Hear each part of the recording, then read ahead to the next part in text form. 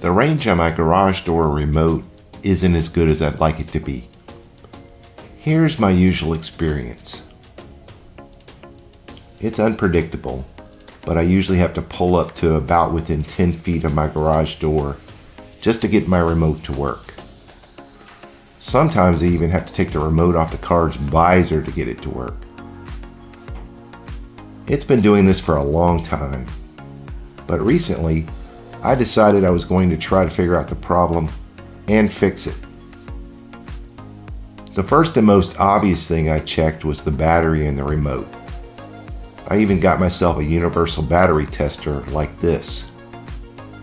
I checked both my remotes and the battery level in each was fine. Since I have two garage door openers, I decided to test both of them on the door to see if either one might be going bad.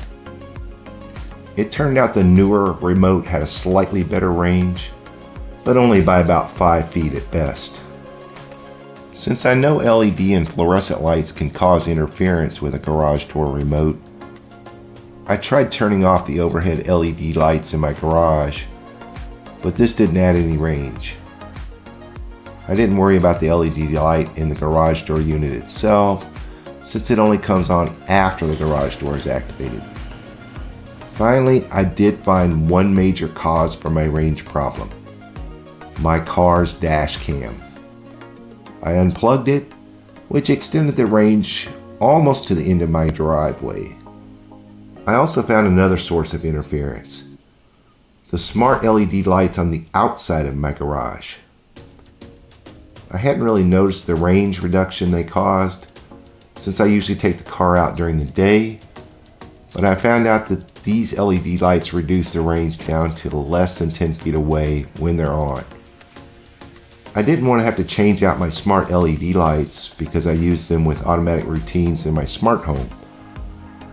In fact, I have them set to come on automatically, and I didn't want to have to turn them off at night just to be able to open my garage door. So I decided to figure out a way to extend the range of my garage door opener. I searched YouTube and found a few videos about adding a low voltage wire to the garage door opener's built-in antenna wire to extend the range. The best video I found was one by a channel called Everyday Home Repairs Help. I'll put a link to their video in this video's description if anybody wants to check it out later. I didn't know if adding a low voltage extension wire would really work for me, but I decided to give it a try.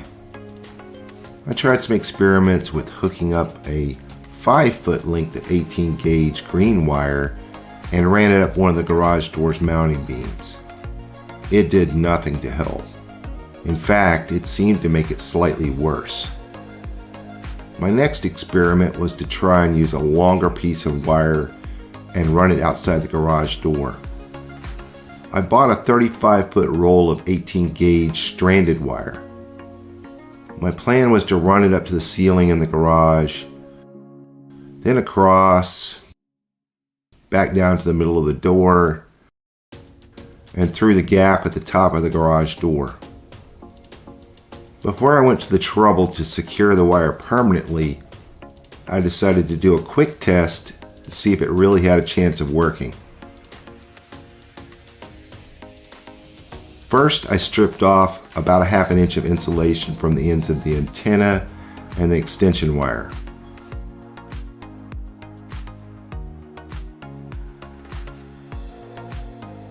Then I used a small wire nut like this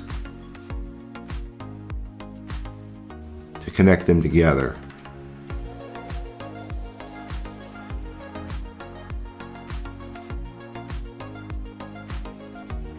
Then I ran the extension wire to the edge of the garage.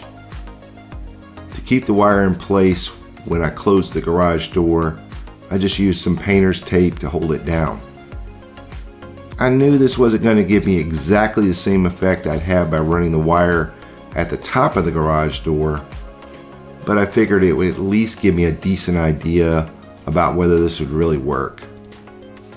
Before I show you the results, I'd like to ask that you watch a 10-second message from my sponsor first.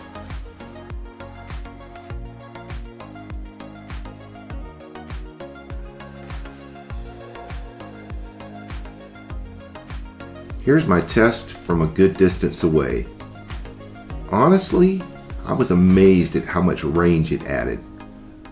This is with my LED lights and my car's dash cam on too.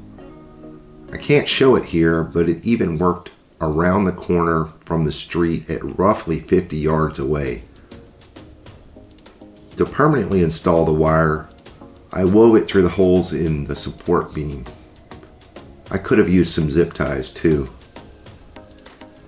My garage has a vaulted ceiling, so it's a bit hard to reach.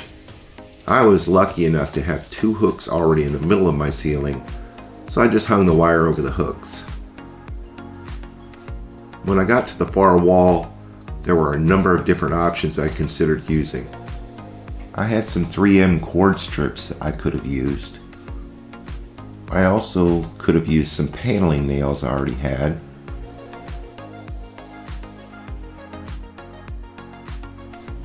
However, I decided to use some U-shaped metal fence staples I had. These were a bit bigger than what I really needed, but they ended up working just fine. I tacked down the wire with a few of the fence staples down to the top of the garage door. At this point, I had a choice to either keep the wire at the middle of the door or route it to either edge of the door. I decided to install it in the middle because I wanted to avoid as much interference as I could with the outside LED lights on either side. Then I pushed the wire through the gap at the top of the garage door to the outside of the garage. On the outside, I cut a thin slit in the garage door seal with a pair of sharp scissors. Looking back on this, I also could have just poked a small hole at the top of the seal and then fed the wire through it. I used 2 more fence staples to hold the wire down. Then I cut off the excess just before the edge of the frame. Finally, I put a wire nut on the end of the wire to protect it from the elements. I tested it later without the wire nut, by the way, and it made no difference. Here's my final test at night.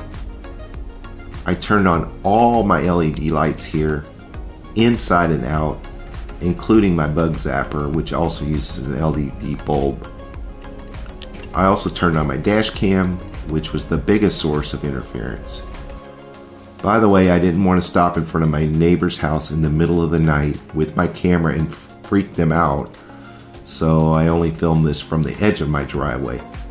However, it still works from the same distance that I showed earlier. I hope sharing my own experience with you on this project gives you some ideas about how to extend the range of your own garage door. If you have a question about how to do this on your own, post it in the comments and I'll try to answer it. If you found this video helpful, show this video some love by liking, commenting, or even subscribing. Check out some of my other videos too when you get a chance.